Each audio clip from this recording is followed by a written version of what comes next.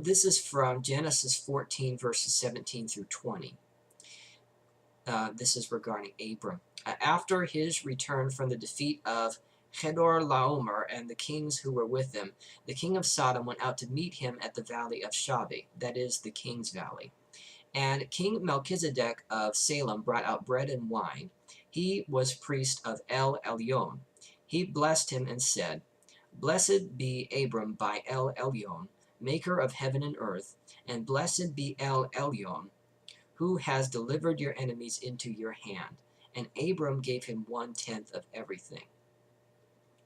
Now, in verse 22 of the same chapter, Genesis 14, Abram says, I have sworn to Yahweh El Elyon, maker of heaven and earth. But Melchizedek doesn't say that.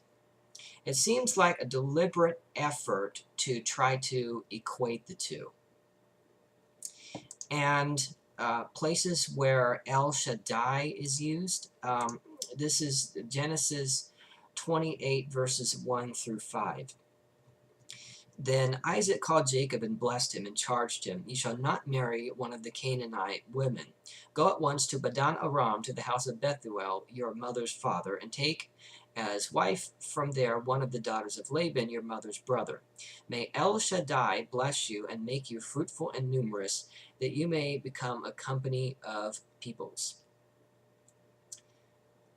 El Shaddai is not equated to Yahweh in this passage. And this is from Genesis 35, verses 9 through 12. Elohim appeared to Jacob again when he came from Padan Aram, and he blessed him. Elohim said to him, Your name is Jacob. No longer shall you be called Jacob, but Israel shall be your name. So he was called Israel. I've always found it interesting that this name here includes an El epithet and not a Yahwistic epithet. Elohim said to him, I am El Shaddai. Be fruitful and multiply. A nation and a company of nations shall come from you, and kings shall spring from you. The land that I give to Abraham and Isaac I will give to you, and I will give the land to your offspring after you.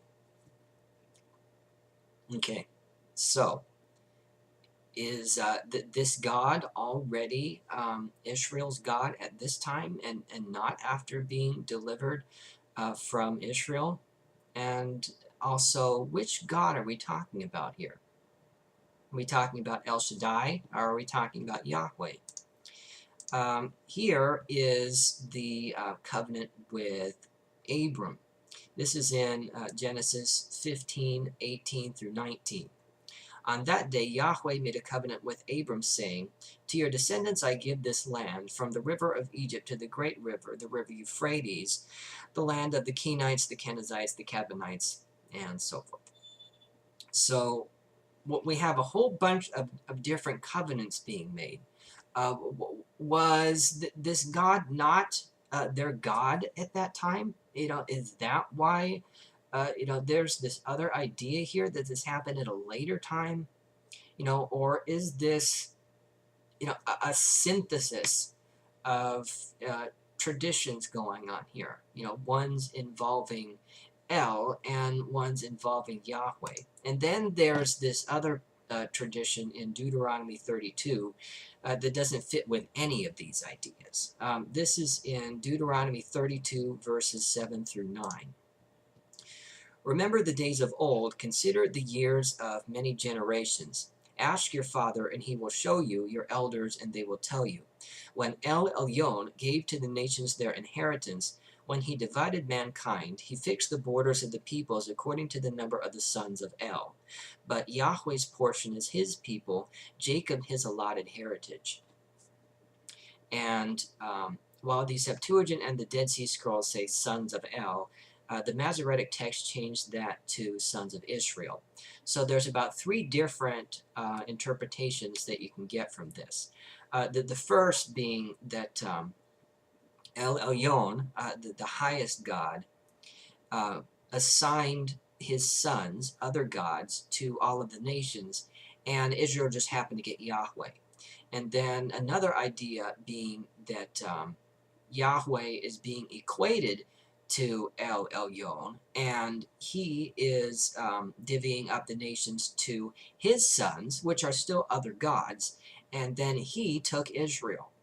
The New Revised Standard Version seems to jive with this idea because in verse 9 it mentions that Jacob is Yahweh's own portion, even though that's not in the original language.